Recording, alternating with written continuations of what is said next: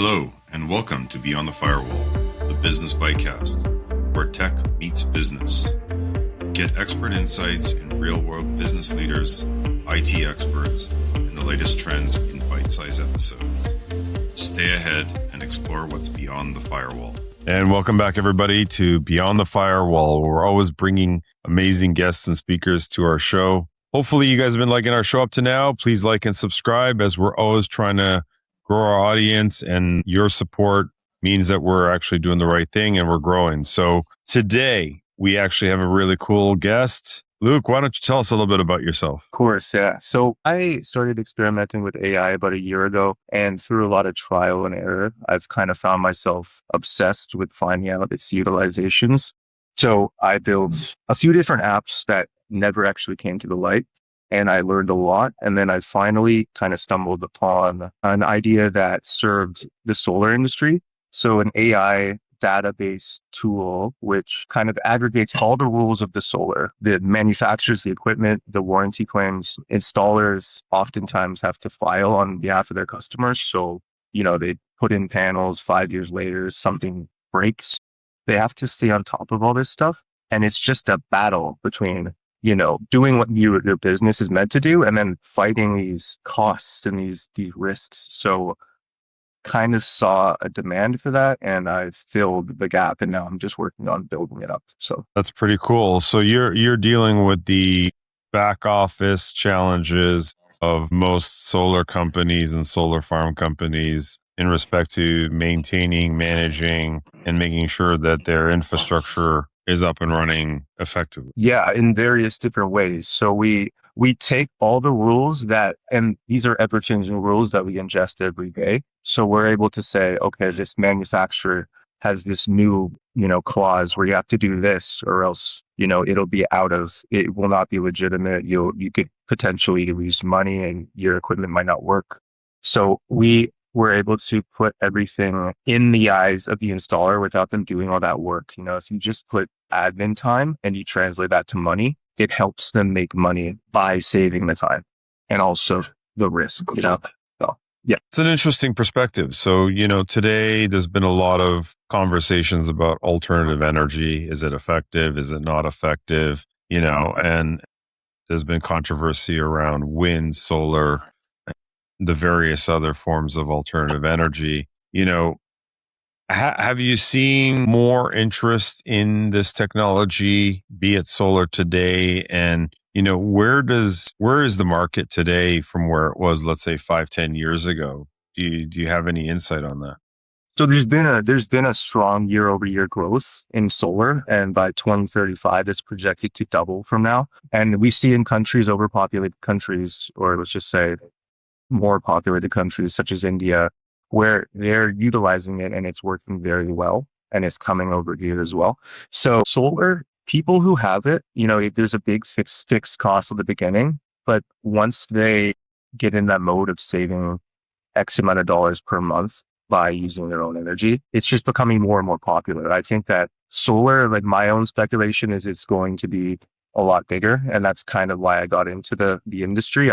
I saw that there was a definitive pain point, and I came in and I thought, this is not going to disappear. The people I know with solar are loving it. And, especially with eco movements and stuff like that, I believe the industry is going to grow. And what would you say are the driving factors today in that space that's causing that sort of demand? Right. So it just comes down to costs. Like if you look at a door-to-door solar salesman, they'll talk to you about what your energy costs are every month. And they'll say, okay, you can put down a bit of fixed cost at the beginning, or you can be eco-friendly and you can generate your own power for less money.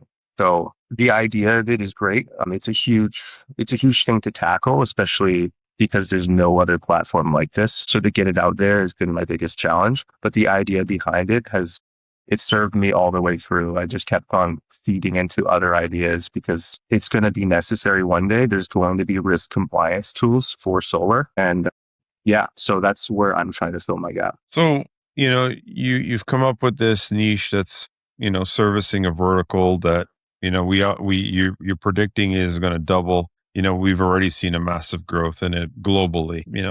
third world countries are growing, they're moving up, they're needing the technology, thanks to companies like SpaceX and, Starlink, internet's available virtually globally now, which wasn't the case before. We're needing that power, we're needing those resources. So we're coming into a new generation when it comes to energy consumption. And there's a lot of talk now between EVs and various other forms of alternative, let's call it commute and utilizing electric everything, electrifying the world is the joke. And we don't even have enough data centers. Should I say we don't have enough power for the data centers?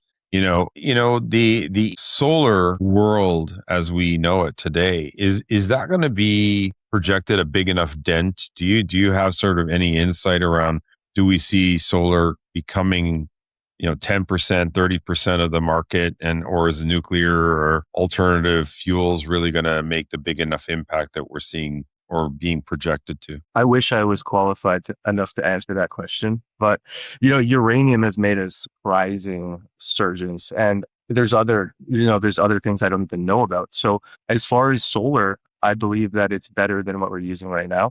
So if there's no other replacement, then this is to come in. It is going to grow regardless, just because of you look at the sheer number of manufacturers jumping into the industry, innovating, creating better technology, and and also people in sales as well. So it's getting distributed around, and people who have it now are enjoying it.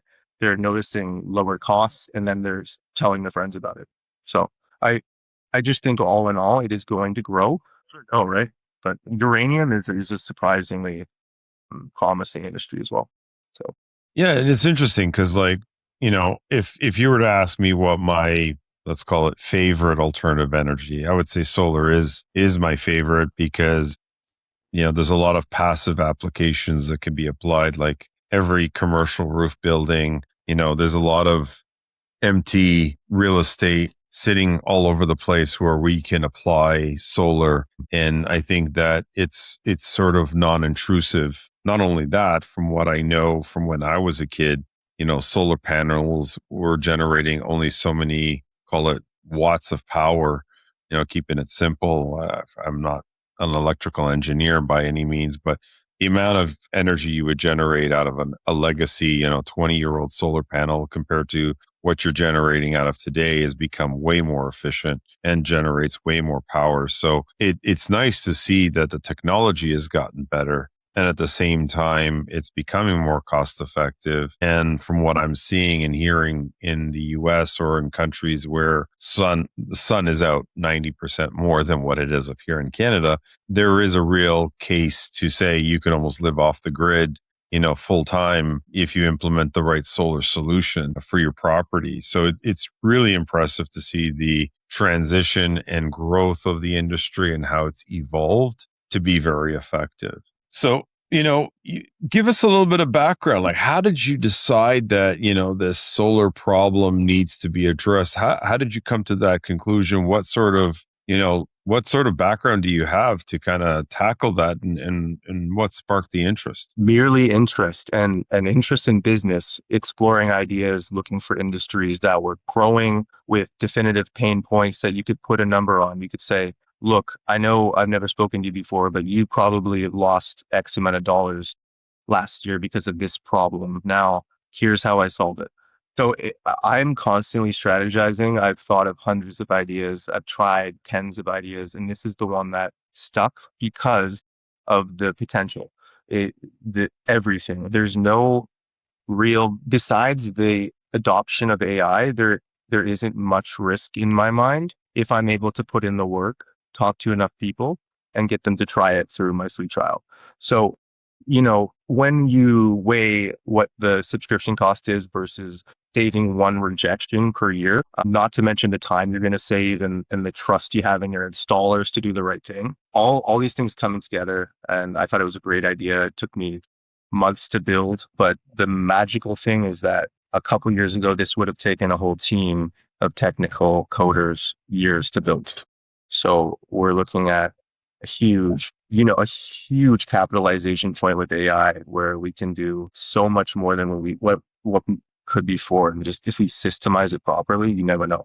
So it's been very interesting. People ask me that all the time. Like, I have a few friends in solar. I've heard about these problems, but I also just researched the heck out of it in the industry. And that's constantly what I'm trying to do.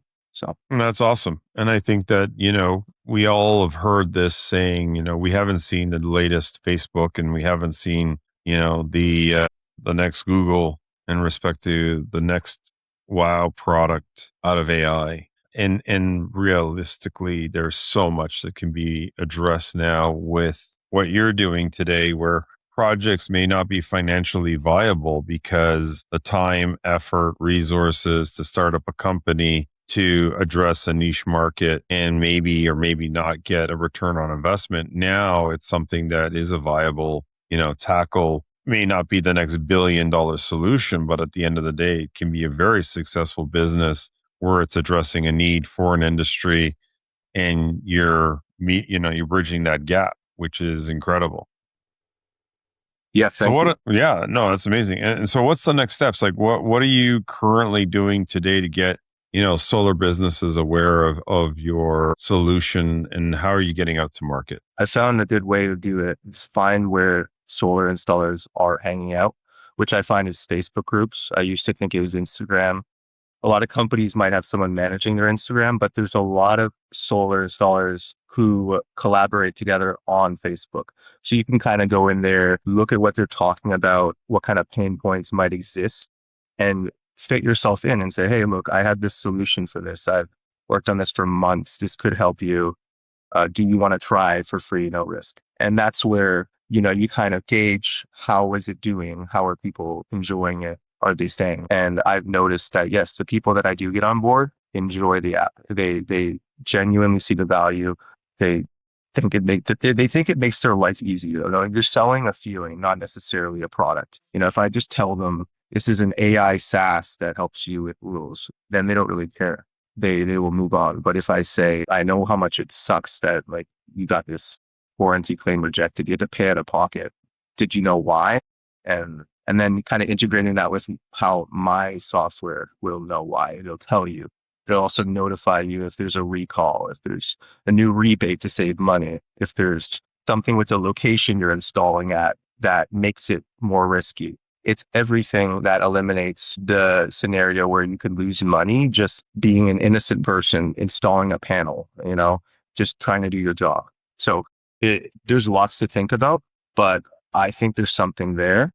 And as much as it is a lot to tackle on my own, I've started to delegate sales and things like that so I can focus on the systems and just really come from a point of this can be valuable for you. This has nothing to do with AI.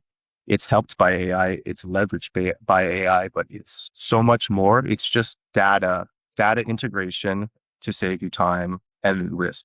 So, yeah. Interesting. And so you're selling this. And by the way, the fact that you're finding your prospect clients on Facebook is, tells you my generational gap here as an Xer. I'd be like, okay, so what conferences are you attending, and what kind of local or global conferences are you flying out to kind of get in front of all these business owners or, solar companies that are, deploying and managing solutions like Facebook? Wow, that is an interesting conversation around a marketplace.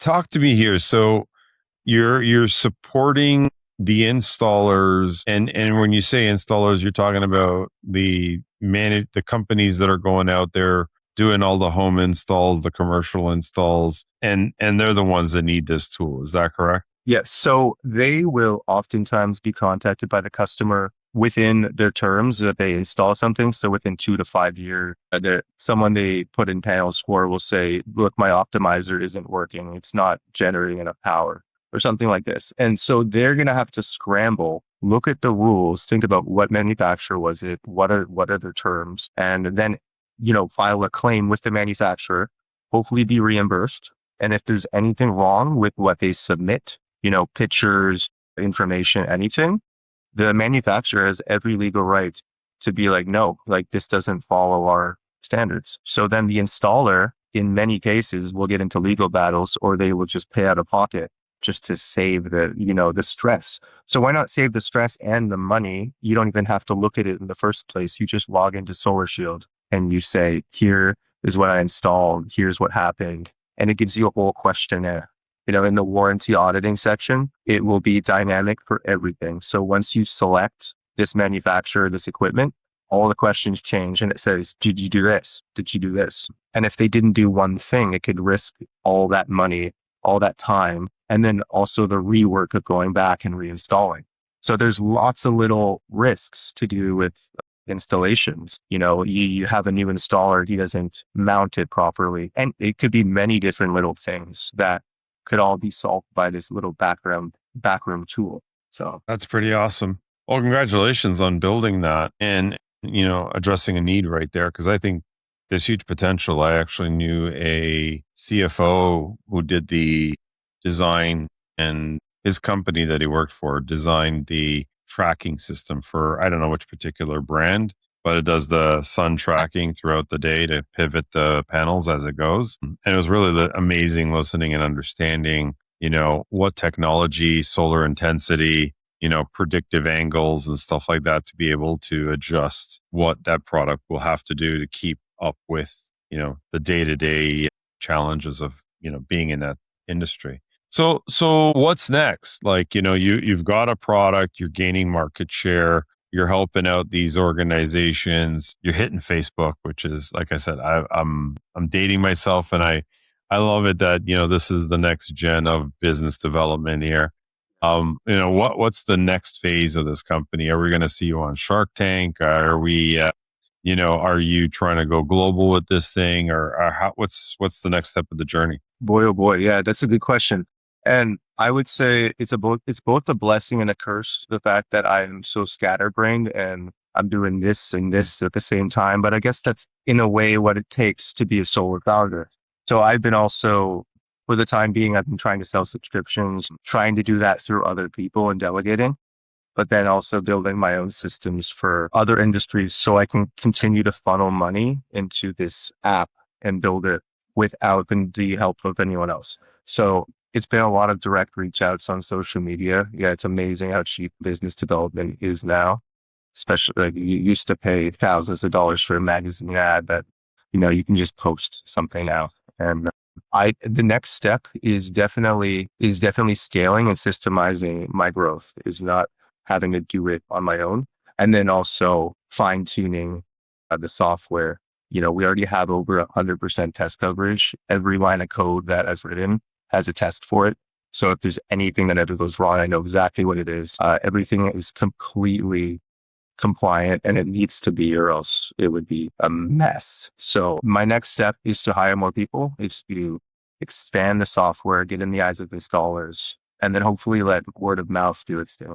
So amazing. Well, that seems to be the right journey for most businesses. And what's your support group like these days? Like, are you working with a mentor? Do you have a group of peers or like an advisor today? Where are you at with that? I had a great friend, a full stack developer, who would take a look at every line of code I write, and he would strategize with me. And so like coming into this, I had some technical knowledge, but to build an app on your own, you need to be sure, especially if it's in the compliance space, there's so much liability. So I ran everything by a group of friends I have who are full stack developers. And although they weren't too happy at the idea of me being able to build an app, they were receptive to what I was talking about, and they helped out. They edited some lines of code. They gave me some strategies, but for the most part, I'm here with, a few friends who are entrepreneurs, but for the most part, I am communicating with my customers. I am thinking of who I'm helping with this app. The app's already built. How can I expose it? Interesting. Well, that's awesome that you were able to find that group and be able to leverage that knowledge to be able to build the solution that you're working on. So, you've got the stack, you've got the solutions, you bring in a whole new vertical to the market today. What do you see as your biggest challenge or your next biggest challenge with where you're at today? I would say managing the load of the app. because every time a customer signs in and does something in my software, there's multiple API requests, and I have to manage and scale my app so that it remains profitable and systemized without my help. So the ultimate goal is to have salespeople to watch over my app, but not actually need to do much day to day, to just focus on the development of it, have everything fine tuned so that I know nothing's going to go wrong. I don't have to worry about it. And I can spread my focus to other projects eventually once this is off the ground. But with an idea like this, I've kind of come back and I've gone after other things, but this idea always reels me back in because of how much value there clearly is. And yeah, and it's just a very tough integration because, you think of a solar installer, he's not going on his computer looking at softwares, but it's there. It's a helpful tool in the background. So you have to really get them in that mode of knowing like, you're going to save this time. You just have to get there. You have to try it out. There's so many moving pieces, but it's also exciting. I'm excited. Yeah, I think, every industry is going to go through some level of checks and balances, especially now that you can impose, call it a compliance checker of some sort, be it electricians. I know that, the city of Toronto had some challenges around Tesla installers that were, putting in those EV charging in people's homes and, kind of massaging the electrical panels to make it happen. And then there was controversy over fires and stuff like that. This is going to help all the installing companies or installer based. And for the businesses out there that are listening into this right now that are in that alternative energy, how do they identify that, your product is going to be a fit? Like, what's the aha moment here? Is it like, what's the key trigger? Like, if I'm a business owner today, I'm selling the panels, I've got 4 or 5 installers doing my panel installs, whatever it is, I have 50 installers, whatever it is. How do I figure out that your product is going to be helping me out today? Yeah. So I'll target installers who are mid-sized. They're doing at least 10 to 50 installs per month. If not more, they have several crews and they have people that they're constantly hiring, sending off, and quite frankly, not sure if they're going to do the right thing. So one thing we do is we do installer checklists, and they're able to click, the exact manufacturer, location, equipment, print it off, give it to the person.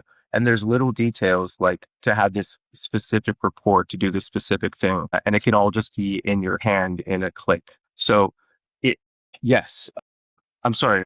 Can you repeat your question? No, that's fine. It's sort of like if I owned the business today and I saw your ad and I was debating on it, like what's the aha question or the aha moment that helps me identify that I need your software to help my business, right? To be more efficient, to be more secure, to be more compliant, to have less of those, issues that I'm having today as an installer. Yeah, it would be remembering the time that it took to fix a mistake that you made, the money that it costs to replace something that you should have been able to replace. It's all those memories of like, is there something in place to help me prevent this?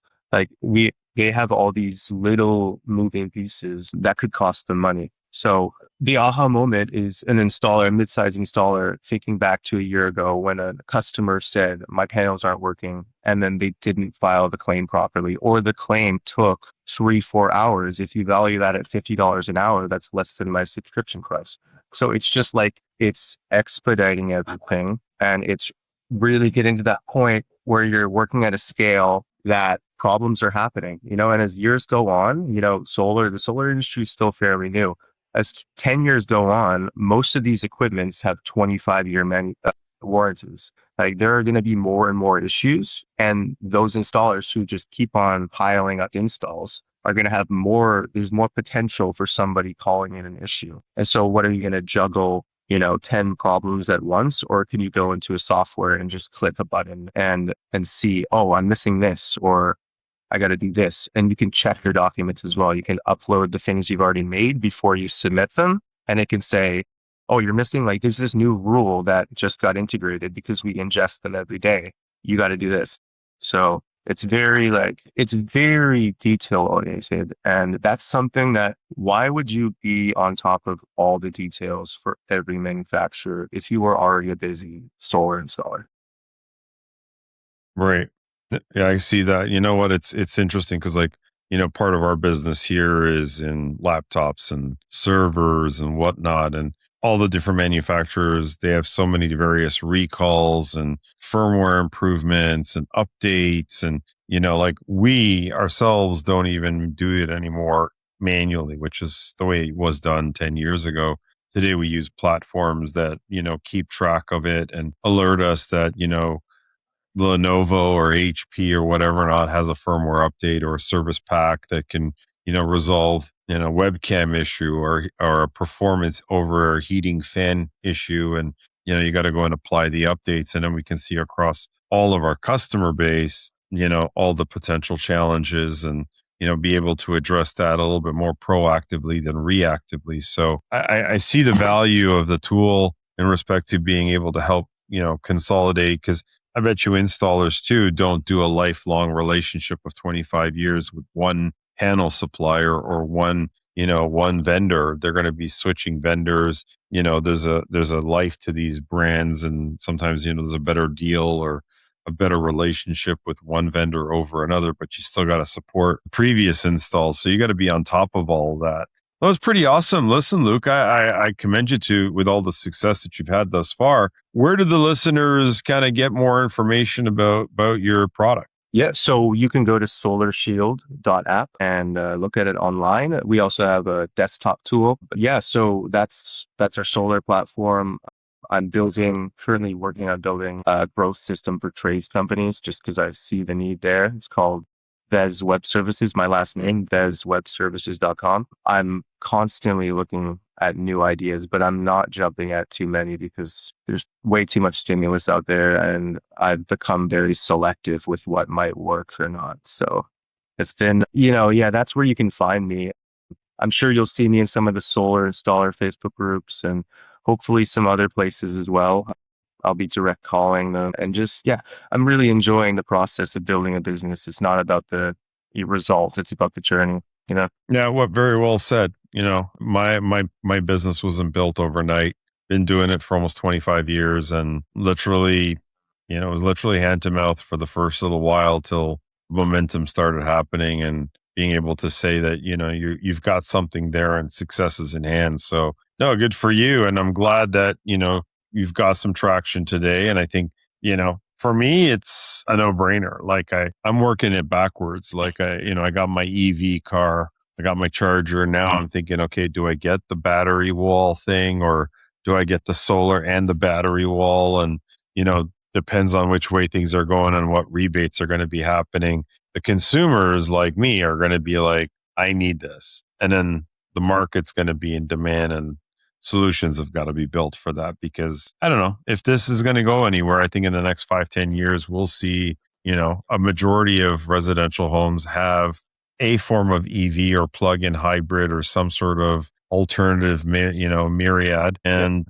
then you've got power consumption regulations, which is really all battery and battery walls, and then storage of that. And then if you're going to capitalize on real estate, I think that it's a smart move that solar will become that alternative source. And yeah, we got tons of real estate all over the world that's not being used effectively that we can double and triple dip on. So good for you. Congratulations. I want to thank you for being on our show today. And I want to thank all of our listeners today for listening on this. I think, everybody's always interested in, call it energy, green sources. Doesn't matter what end of the spectrum, if you only believe 10% or 100%. I think we all need to be a little bit aware of how we consume energy. And I think this is an amazing technology that can help, businesses out there be more effective and efficient and deal with less issues. So Luke, thank you for your time. Thank you all listeners. We look forward to having you back sometime soon. Thanks. Have a great day, everybody. Awesome.